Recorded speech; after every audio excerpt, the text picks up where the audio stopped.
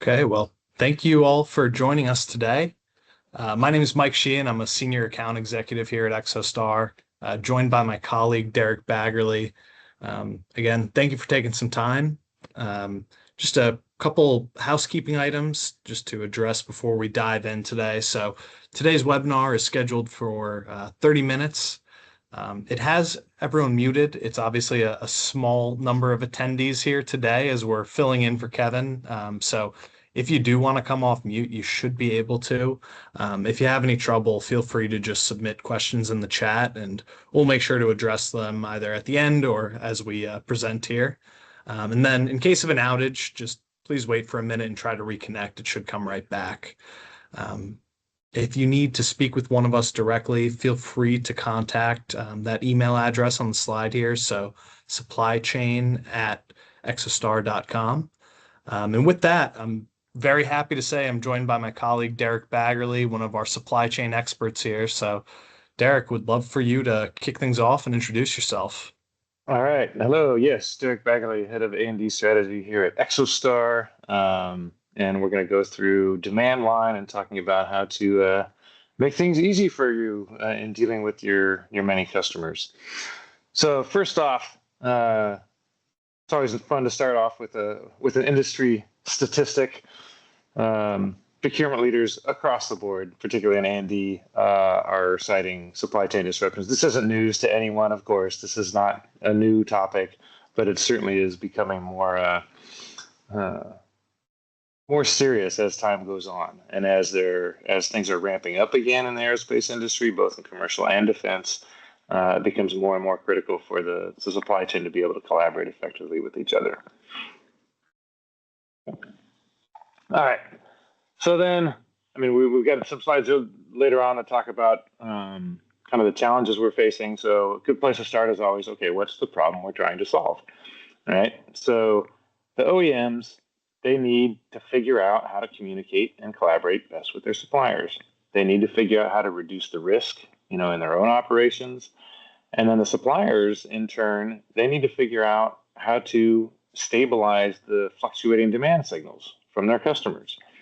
Make it easy. You probably have lots of portals you're going into, trying to figure out what the customer is trying to tell you, and then surrounding all of that is the cybersecurity and compliance aspect, which we never get away from. So it's not just passing data back and forth; it's how do you do so in a secure manner. Okay. All right. So, like I alluded to, so what's the problem we're trying to solve? So as a supplier, what you're dealing with, now I'm going to address suppliers for the moment. As a supplier, what you're frequently dealing with, and I'm sure you'll recognize the dilemma we're posing here, is you have lots of customer portals. You may even have more customer portals than you have customers, which we have frequently found. A given customer may have a portal you have to go to download your forecasts, and then a different one to go to submit invoices, and then a different one to go to submit quality documents. So what we're trying to fix here is to make this easier on you. So this is the problem statement of the supply chain. Good. All right. So then what is that doing to you? So, okay, it's a pain, but why do you really care? So what is that causing? What kind of headaches is that causing the suppliers? It's everything from inventory management to customer satisfaction, confidence on your leadership team as to whether or not your own production planning is in line with the customers. And at the end of the day, we all want to try to satisfy our customers, right? Even with the fluctuations in demand, if they run into a problem, we want to be able to help. We want to be able to satisfy their needs. So in order for us to do that, we have to be able to figure out in a timely manner what they're changing and how. So if I don't know until after the fact that my customer wanted something early or needed to push something out, I don't have time to react. So in order for me to do that across multiple customers, right, I need to figure out how to systematize that information. Okay. All right, so a little bit about the Exostar Foundation here. So we were founded by the big five companies on top there, RTX back when it was legacy Raytheon, but Boeing, Lockheed, Rolls-Royce, BAE, and Raytheon. Have since then converted into a private company and have broadened our scope to focus on not just the needs of the big five, but the industry writ large, both on the OEM side, but also more importantly for today's topic on the supplier side, and how to make things easy for both sides to collaborate with each other. And so, the sound as it has grown, my favorite stat there is the north of 50,000 organizations on the network today. So this isn't something new we're trying to build and trying to get, critical mass. It's already there. Chances are if you're on this call, you're already using the Exostar network in some fashion or another. So we have a solid foundation on which to build this kind of capability. All right, some of the systems we're going to talk about, just as a general topic of, okay, here are the different kinds of systems along the bottom that you might have to deal with, your different customers, a different way of expressing the customer puzzle from the side that we showed last time, a couple slides ago, and then how do we make the secure access, and what we're going to talk about today primarily is that left little bubble of demand collaboration. Okay, so now from problem statement to solution proposition. All right, so the Exostar network, so what we're trying to do here is provide you a coherent way of aggregating the demand and collaboration across your multiple customers. So instead of that mishmash puzzle of logging into multiple portals and trying to figure out the different ways of dealing with the different customers, giving you one pipe, one single instance, one interface that you get to go to deal with all your customers.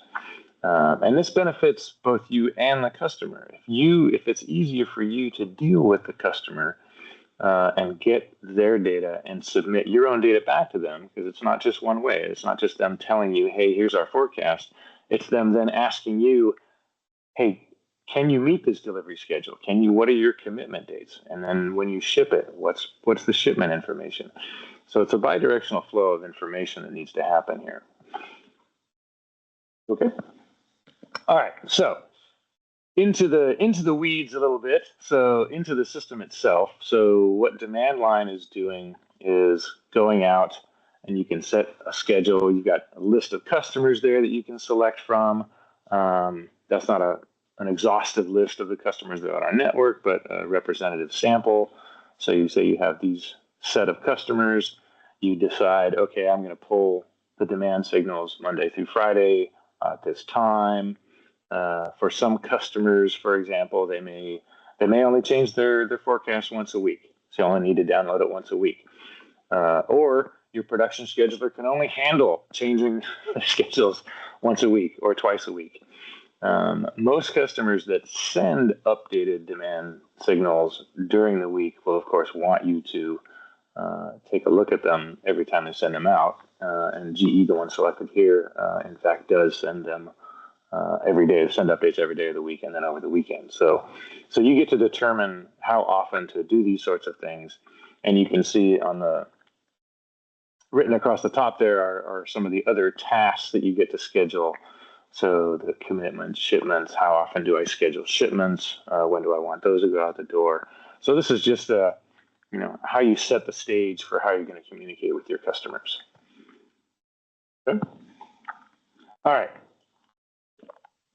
We just talked about schedules, and I just went from saying you get to determine how often, and now we're going to say daily. So if you happen to choose daily, so this is an example of that. So for GE Aerospace, as an example, here are your potential part numbers, and for each part number, here are the shipment dates and quantities that are required of you.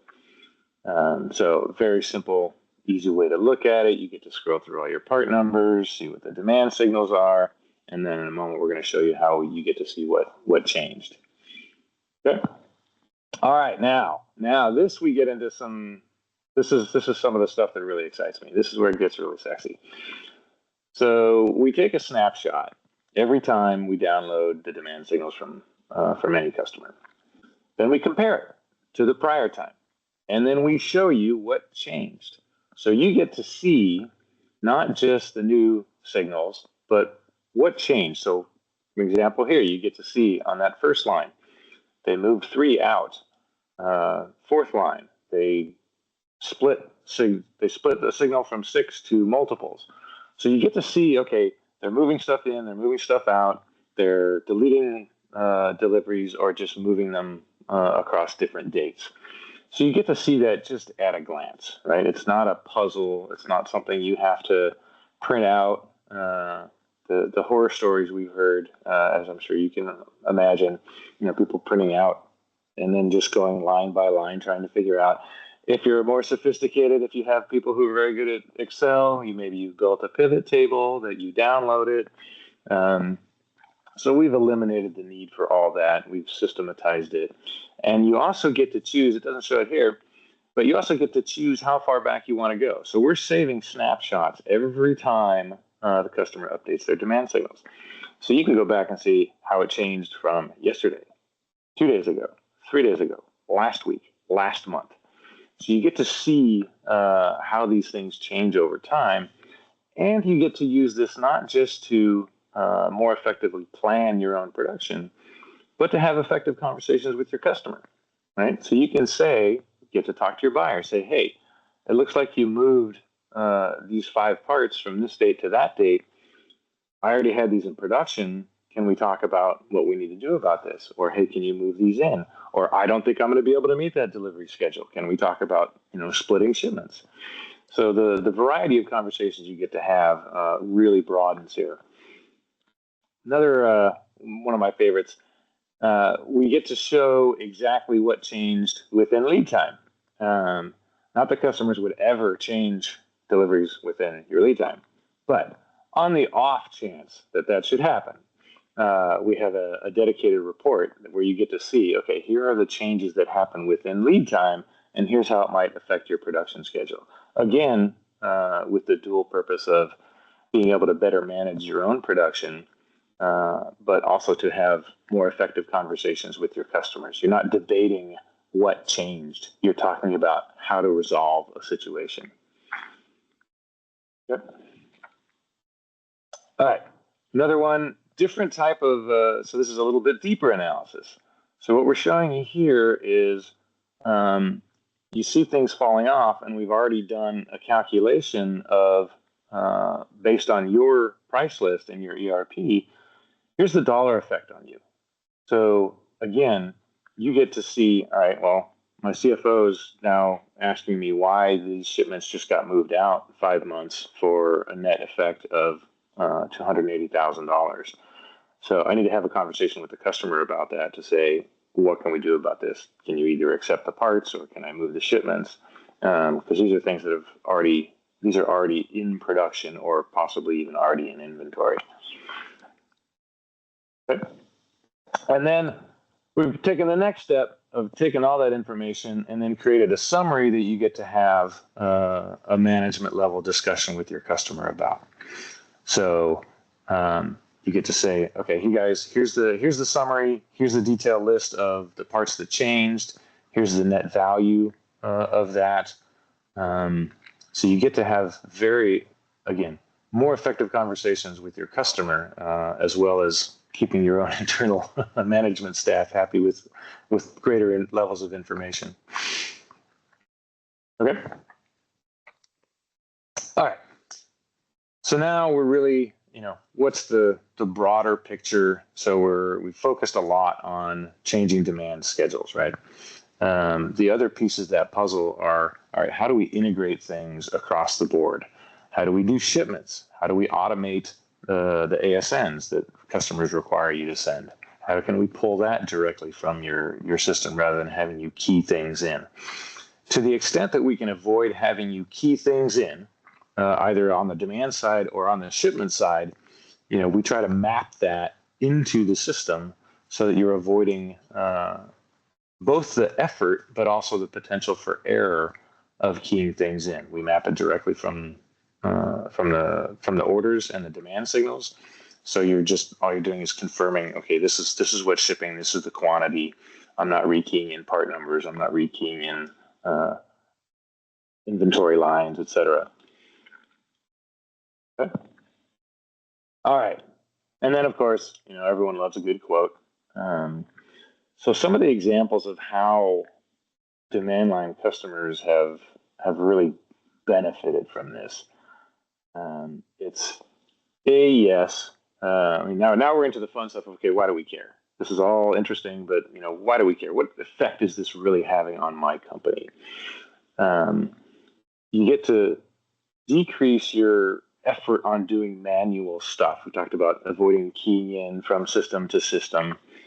That also has the very important net effect of increasing the confidence level of both your production management and upper level management of, okay, we know we're operating according to what the customer really wants. We're not just flying blind. We're not just trying to figure things out with spreadsheets. We get to focus on what really matters. And again, we're not trying to figure out what the information is. We're trying to figure out what we get to do with that information. Now we get to see what's happened, and we get to have meaningful conversations both with our internal production staff and with our customers. All right, so then the broader picture.